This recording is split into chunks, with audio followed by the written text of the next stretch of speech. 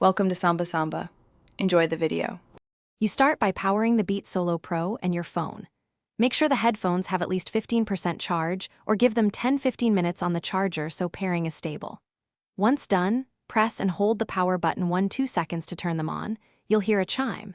Now enable Bluetooth on your device and keep it close, about 3 meters, since distance can interrupt discovery.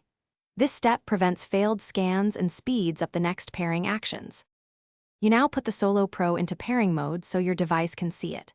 Press and hold the power or pairing button until the LED flashes and you hear the voice prompt saying pairing. That indicates discoverable mode. On your phone or computer, open Bluetooth settings and tap Beats Solo Pro from the list.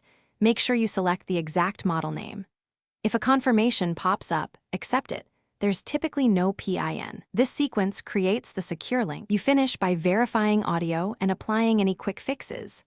Once paired, play a sound and confirm the Solo Pro appears as the audio output in your app or system settings. Adjust volume on both devices. If they fail to reconnect later, toggle Bluetooth off and on or restart the headphones to refresh the link. And if issues persist, perform a factory reset. Hold the power plus specific volume buttons as indicated, because resetting clears pairing glitches and restores reliable connections.